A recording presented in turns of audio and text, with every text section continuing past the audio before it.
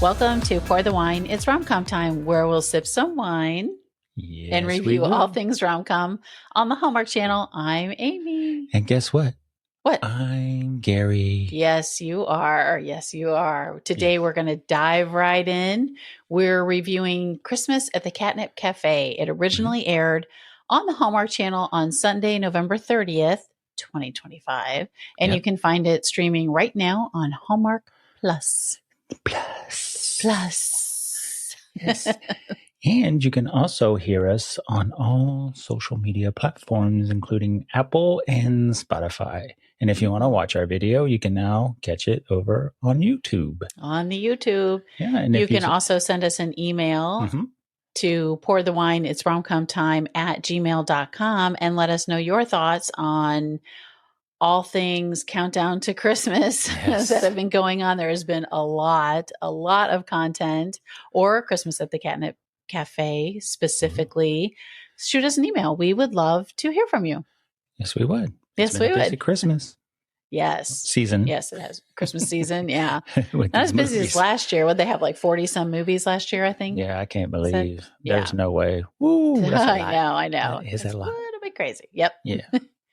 So, you want to tell us who is in this one? Maybe I will. Maybe. And while you're doing that, I'm going to take a sip. Take a sippy sip. Erin Cahill plays Olivia. She's been in a ton of Hallmark productions, of course. We just saw her in this year's A Grand Ole Opry Christmas. And earlier in the year, she was in Journey to You. She's also so great in Holidays. She's in 2 of the Cherry Lane movies, The Christmas Quest, Autumn at Apple Hill. Of course, she's great in everything she does. Yes, she is.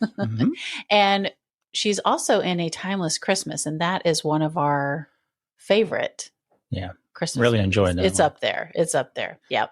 That's really cool. It's a time travel one, and we love time travel. So pretty cool. Sci-fi. Yeah. Paul Campbell plays Ben. He, of course, is a fan favorite. He starred in more than 20 Hallmark movies. He was in this year's Three Wisest Men. Last year, he was in 4 movies for Hallmark: The Santa Claus, Three Wiser Men and a Boy, Falling Together, and The Cases of Mystery Lane, Death is Listening. Ooh. It's listening. I hope not. Frances Flanagan plays Esther. Frances is no stranger to Hallmark. She was in last year's A Reason for the Season and An Easter Bloom. A few of her other Hallmark films include A Maple Valley Christmas. They seem to be playing that one a lot lately. The 27-Hour Day, It Was Always You, and Time for You to Come Home for Christmas. Ooh. Ian Collins plays Frank. Megan Young shows up as Meredith. Mila Morgan plays young Olivia. Jess Brown is Victoria, and William Carson plays Joshy.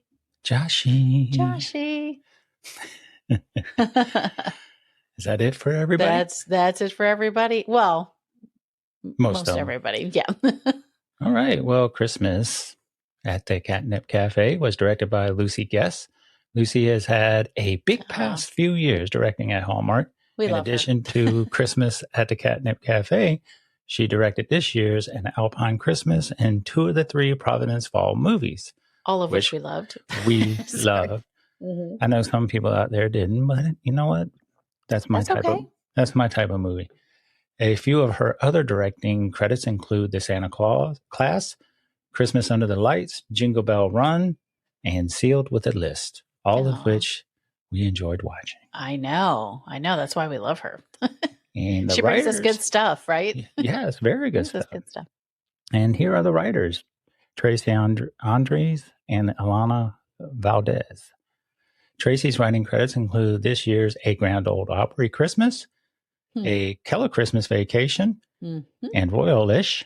A few of the other credits include Holiday Crashers, The Magic of Lemon Drop, and 2 Tickets to Paradise. 2 Tickets to Paradise. It's been a big year, though. A lot of those were this year, I think, or within the past few years, right? Yeah. Very, very good, too. Yeah. Her very first Hallmark, believe it or not, was a writing credit, was Snow Bride in 2013. That's awesome. That's a long time ago. That's awesome. Good for her. Ilana also wrote 2021's A Very Merry Bridesmaid. Aw. Yeah. Yeah. So that's cool. it. That's it For that. So is it time to drop the synopsis? Yes, I'm going to drop the synopsis. Let's do it. Olivia Pierce, a marketing executive, discovers her late great aunt's cafe in New York, which she believes will be a Christmas miracle.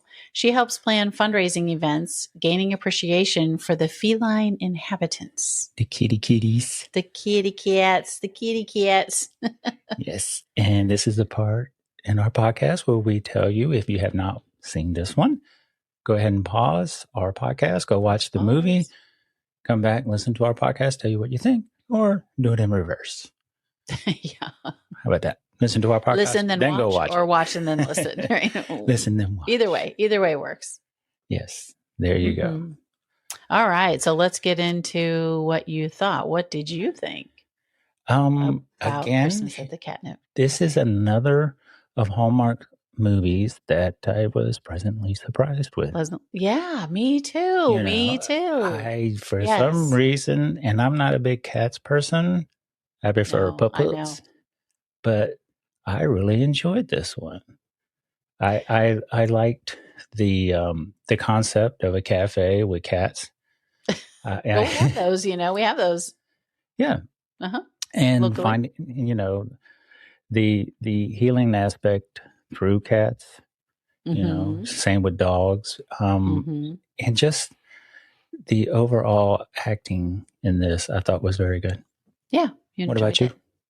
I agree with you. I think this year we have seen movies that have surprised us in good ways and in bad ways, right? And this is definitely a good way. I'm not sure really what I was expecting. I mean, I thought it would, we love Erin Cahill, and of course, Paul Campbell. Help me, Paul Campbell. Yes, I drew a blank for a minute. I just said his name, Paul Campbell. We love you. So we love both of them, and we've seen them in in lots of movies and things. But it's just like you said, the concept. I was kind of like, and it's not like we hate cats. I'm just not a huge cat person. But I did have a cat at one time. We do have kids who love cats, so we have had cats. But I really, really enjoyed it. I just thought it was fun and playful. And there were some serious moments, and can we just talk about the It's a Wonderful Life of it all for a minute? My goodness. There were so maybe that has my heart a little bit, because that is, of course, I know it's one of mine, one of yours, our all-time favorite holiday movies is It's a Wonderful Life.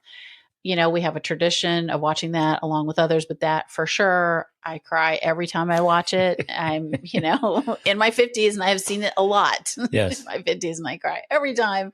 I just love Jimmy. So there were so many references to that, but not exactly replicated, right? Like it's not that. So it was kind of referenced in some parts, and some parts were kind of similar. So I have to believe the writers, really enjoy It's a Wonderful Life. And if they don't, this is an awfully big coincidence, because there were lots of them throughout the movie. And maybe that kind of drew me in a little bit more too. But I just thought it was, I thought it was really well done. I thought it was great. And I was pleasantly surprised. I didn't think I would hate it, but I enjoyed it much more than I thought that I would. And that's always nice. And the opening of this with all the cats. Yes, I just thought it was so cute. And that reminded me of Christmas Vacation, where they were messing with the lights, and the cat in that particular movie was messing with the lights. Yeah. But thank God it wasn't the same outcome, but I just thought it was really cute. Yeah, it was really just a fun way to open the film. And then, we see a shot of Olivia and her aunt, and it says like 30 years ago. Right. And I'm like, how was 1995 30 years ago? Can we talk about that for a minute too? I know. I remember growing up thinking like the 20s and 40s were. I know. When you say 30 years ago, I think like 1960. Like, what am I doing? It's that brain. No, it's 1995. It's definitely. Oh, that was a little bit, Yeah. That was I had to think about that and calculate that and think about how old I was at that time. And I'm like, oh my gosh, what was going on in my life then? So it's pretty good. Yep. So, You want to get into our favorite scenes? Sure. Okay, you start off. You want me to What was start? one of your favorite scenes? One of my favorites is towards the very beginning where, are we going to talk about the meet cute? Yes. Did you want to talk about that first, or you want to talk about? All right. You talk about the meet cute first. Cute. Okay. So Olivia is walking down the street and she sees Ben through a window, and he's a vet, right? So she sees him and she's kind of like, isn't she like staring at him? Yes. And cause he's a good looking guy, right? So she's kind of caught in the moment. And then he looks up at her and she backs up into a tree, right? A guy carrying a Christmas tree. Two guys carrying a tree. Or two guys. Yeah. So I thought that was cute and just kind of a fun, way for the meet. So it's sort of a meet cute. They see each other, but they don't actually meet. So I guess maybe that's not the meet cute. Maybe I'm talking myself out of this now, but it is the moment where their eyes kind of lock in. Right. And then they end up, she's going to the Catnip Cafe because she has inherited it from her great aunt. Yeah. And part of it. Yeah. Yeah. Well, part of it. Right. And she's going there to meet somebody, not knowing that it's Ben. Right. And then, and that kind of leads into one of my favorite scenes is when, she meets him she's like, oh, I'm waiting for somebody. And he's like, yeah, I think I'm the person, and she kind of is like, oh, and she's like, no, really. I'm waiting. No, really. Yeah. And he's like, no, really. Yeah.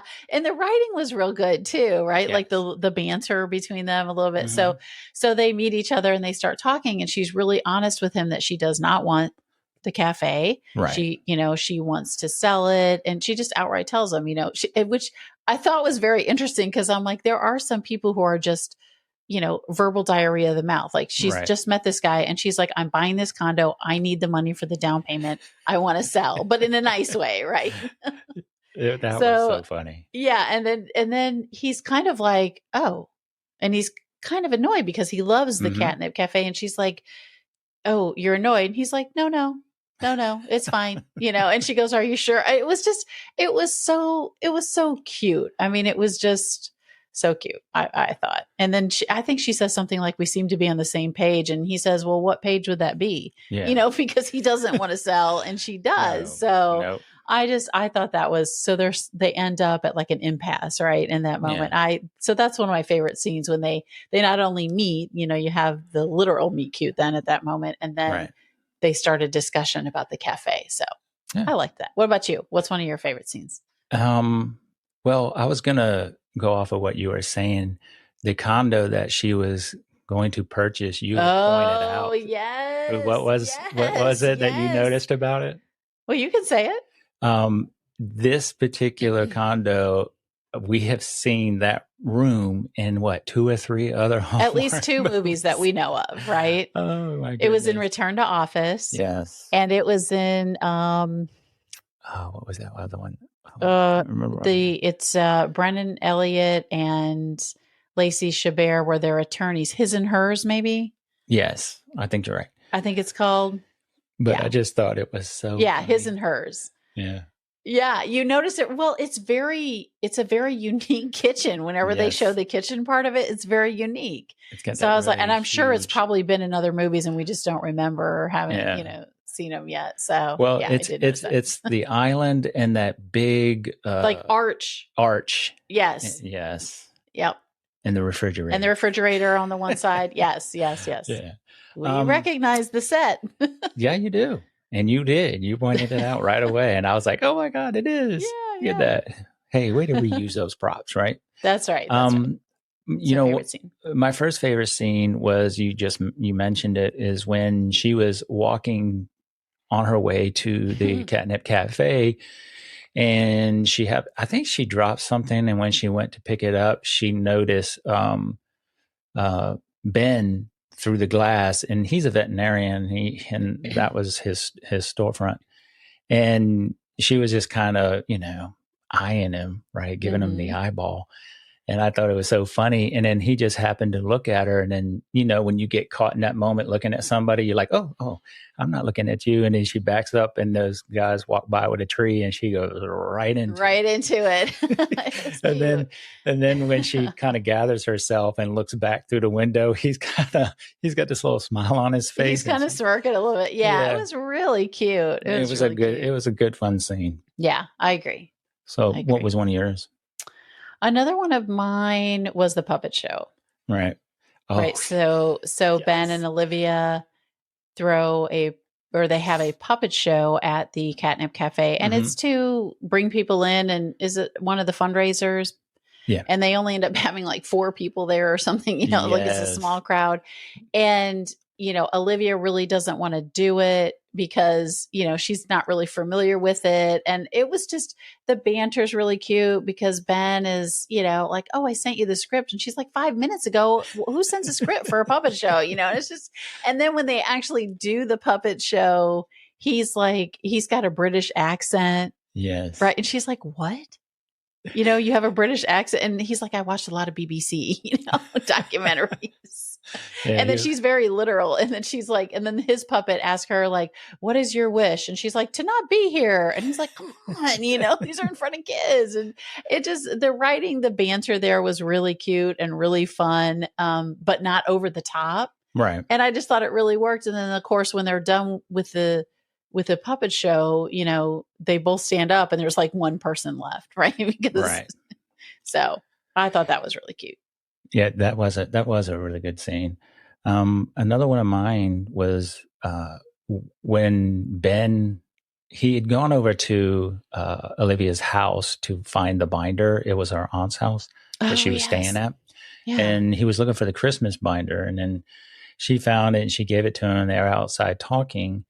And this is when he kind of made the deal. If over the next couple of days you don't think you're going to stay, then I'll sell my part of the business, so that you can sell your part. And he gave her the book and said, just go through it and then we'll talk tomorrow. So the next day they were going through the book and she's like, okay, we'll do this one, and this one. And he's like, oh, that's cute. We're actually going to do them all. And that was a thick binder. It was a thick binder. And she says, like, what? She goes, wait, what? So that's what I'm saying. Their reactions with one another were so good and so spot on. It was a fun scene. Yeah, I think I had that written down. That was probably like an honorary fave scene for me. Yeah. Somewhere in my notes. Yeah, but I like that too. Because she was like, what are you talking about? And I like, that's why the writing was just so good because there wasn't a lot of like, sarcasm, which is what we really like, but there were enough kind of thrown in there, right? Like when Olivia goes to his house and he has all this Christmas stuff, right? And she's basically like, it looks like Christmas threw up in here. She doesn't say it like that, but she's like, oh my gosh, you have a lot of, and it's not decorated yet. And he's like, now don't judge. And then she says, wow, she makes some comment and he goes, kind of sounds like you're judging. It's just, it was writing. It was quips like that I just loved throughout the movie. So yeah. I agree with you. Another favorite scene for me would be when Olivia and Ben are making a dish to take to his sister Meredith's house. Right. And they're I think they're in his kitchen, right? Yeah. Yeah, I think it was his. Huh? Yeah, I think you're right. Yeah. I think they were in his kitchen. And they both talk about their parents. And, it's just kind of not an emotional moment, but they kind of get to know each other. Right. And he tells her aunt talked a lot about her and she's surprised to hear that. And, she's also throughout the film trying to figure out why her aunt left her the Catnip Café. Right. And then throughout the film, she's having these memories. So it was probably, it was cool because she's like, I don't know why she left it. And he's like, maybe it's as simple as she loved you, and it is like, sometimes it is the simplest things. Right. And I love that Hallmark actually, part of this story was that both sets of their parents were alive. Right. They just weren't there. Because a lot of times it's like my mom died or, when I was, 5 or whatever. And, and he'd be like, or someone would be like, oh, my parents left, my dad left in the middle of the night. But I just like that they both talked about their appearance and what they were like, and they're still alive and they still have a good relationship with them. Right. So I agree. Or I think he did, right? Didn't he? Yeah. Yeah, I think so. And so another one of mine, well, my last one was and this is where the reference to like It's a Wonderful Life, and it was one of them. But I'm going to go ahead and talk about the one where Ben talks about his dog, George Bailey. Oh, yes. Crossing over the Rainbow Bridge. Oh, was it a dog or a cat? He said it was a dog. It was a dog. Okay. Yeah. His dog, George Bailey, crossing over the Rainbow Bridge. I know. That tore at my heart. I know. Started tearing up. I know. And as soon as he said George Bailey, we both looked at each other. We're like, oh. And they've been doing it a lot this Christmas season. There's a lot of these movies that we've seen these references. But then that leads me into when he was talking about going to Brussels, right? Oh, yeah. And something just always came up and he couldn't go. And that kind of reminded me of This Is a Wonderful Life, because George Bailey he was always on the verge of going somewhere when something happened, and then he had to stay and help, and not really being upset about having to stay because he was just a good person. Right. But, and I just thought that particular scene reminded me of that. Yeah, of that movie. I that's one I didn't write down, but you're right. You're exactly right. And then to finish off that part, he's gone to the restaurant to decorate it by himself. Yes, I have this one. This is my last favorite scene. Yes. Okay. Well, no, I'll go let ahead. you. No, you do it. And then you do it. All of a sudden, Olivia comes in, and she's the first one in, and all of a sudden, everybody else from the community starts coming in to help them decorate for the for the party. That was so good. Well, she's like bringing all the townspeople in, right? Like his family and people he's helped, and it is definitely an It's a Wonderful Life moment for sure. 100%, right? Yeah. So I agree. Did you have any more, or? That was what you just mentioned about he's decorating for their final fundraising party, right? And all the, the brother-in-law comes in and he says, you've always been there for us. Now it's time, for us to be there for you. And they walk in with boxes, and it's just so reminiscent of It's a Wonderful Life when they all come in with the money to help George, and Anna says that Olivia called them because he would never ask for help himself. Again, what I also love, I want to go back to, is all the It's a Wonderful Life moments. We've talked about a few of them, but in the beginning, we see Ben right away. Someone can't afford to come back. They've brought their pet to him, and he's like, oh, we'll see you in a month. And she's kind of like, well, the holidays. And she's kind of, she doesn't really want to say she can't afford it. Right. And he goes, don't worry, the next visit is free. I mean, hello. Yeah. It's obviously, And then she's like, I'll bring you some cookies. Right. Well, and then his sister's like, we can't pay the bills with cookies, not to the woman, but to her brother, right. So I thought that was so cool. You mentioned George Bailey, the dog that passed away. Yeah. The fact that he knows all of the townspeople. I know. Right. And then they come in, and that's, yep. The restaurant scene where everybody comes to help. Yeah. Excuse me. And then there's towards the end. So Olivia has found a man who's like he wants to buy the Catnip Café. He's like an investor or whatever. Right. He buys what businesses or buildings or whatever. Right. And he's at the Catnip Café and he's ready for signatures, and Ben has signed it, but Olivia hasn't signed it. She comes back in. She decides she does not want to sell it. And he rips up the contract, even though Ben has signed it. And, the bank examiner in It's a Wonderful Life rips up the bank note or the warrant for, George Bailey's arrest or whatever. So I just thought, or maybe it's the bank note, but anyway, I just thought that was really cool. in that moment. And then I really liked that they made, this is a sidebar, that they made the investor guy a nice guy. He's like, if you don't want to sell it, I don't want to buy it. Like, I'm not going to force you just because you signed it. You changed your mind. We're good. And then he adopts a cat, right? Yeah. So, yeah. He was like, I'm not here for a fight. I was just here for signatures. And if you don't want that was a really, that cat almost looked just like him. I know. Well, not really. No, you don't. No, you mean that in a good way, like in a good way. You know how your pets start to look like you after a while. So people say, but yeah. But that was a cute scene too. Yep. But that's. I was just waiting for everybody to break out and may Auld Lang Syne. Yeah. So you have any more? Right. Or was that it? No. That'll wrap it up for me. What about you? That's it for me. That's it for you. All right, let's talk about cheers. What's your biggest cheer? The fact that Ben was a man of his word. Yeah. He said, if you're not happy and you still want to leave after this, after we finish the Christmas party, then I'll sign off on it. And he did. Mm-hmm. So, and he didn't try to convince her otherwise. I mean, there was a little bit of, I'm falling for you. I thought you were falling for me. Right. There was a little bit of that, but he didn't push her. He didn't try to, he wasn't mad at her. He was disappointed. Yep.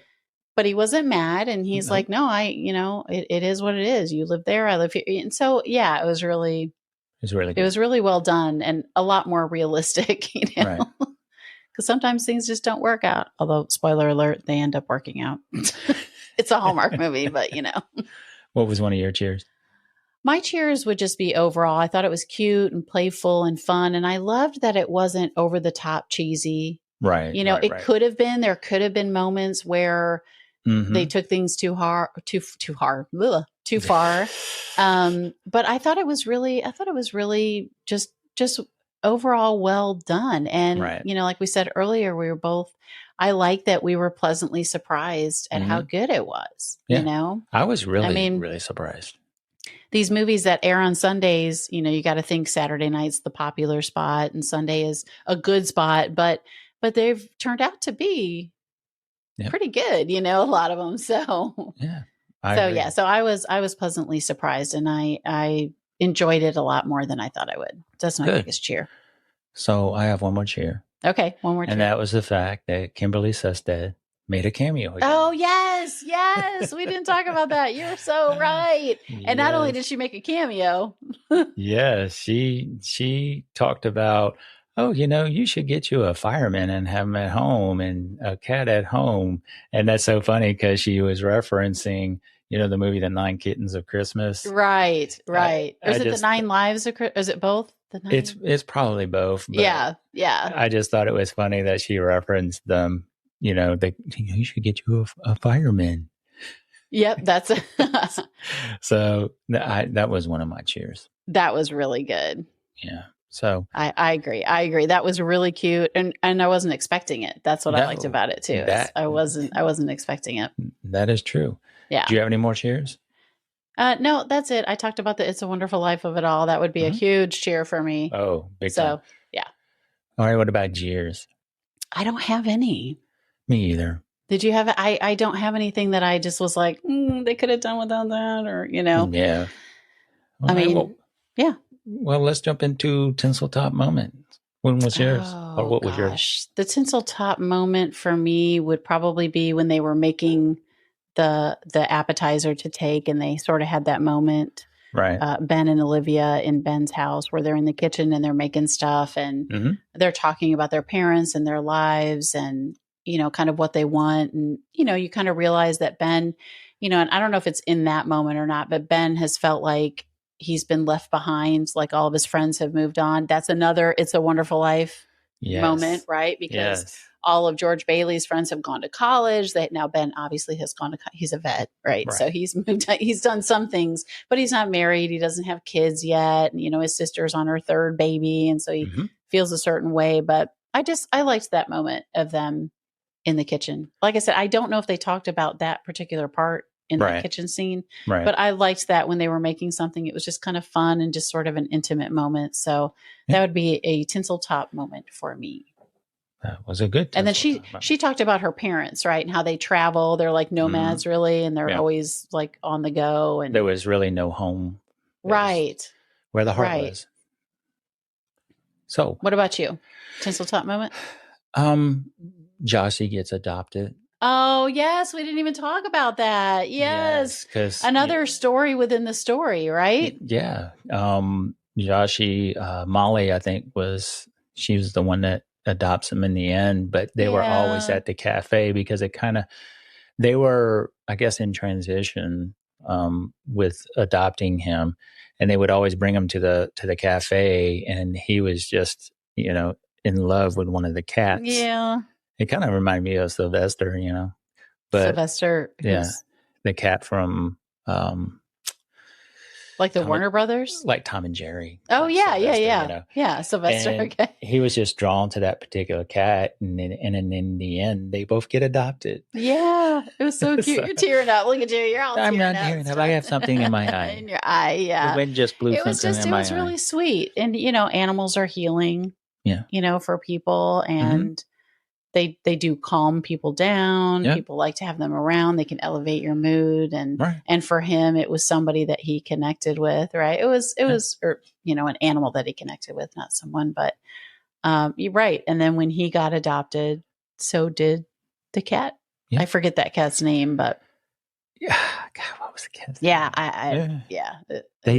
They mentioned him and it wasn't like Snowball or anything like that, but I can't remember. Yeah.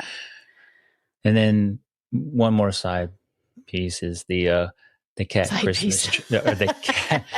Just sounded the way you said that. Sorry. One more side piece. The cat Christmas tree, where the cats kind of laid down. Oh yeah. To a Christmas tree. I thought that was kind of cute. Little nooks for them to go in and lay down, but it was in the shape of a tree. Yeah, that was pretty cute. I thought that was pretty cute. Pretty cute. Out of 5 ornaments, how many would you hang? I would hang 4. Yeah. I really enjoyed it. I thought it was really good. We really did enjoy watching it. It's a great, holiday movie. I would encourage everyone to watch it at least once. I don't think you'll be disappointed. I hope you won't anyway. No, neither do I. Well, is that a wrap? That is a wrap. Well, we'd like to thank you for listening and also thank you now for watching. Yep. Thanks for watching or listening or both. There you go. Follow us wherever you get your podcasts and on social media so you don't miss a thing. Until next time. Cheers.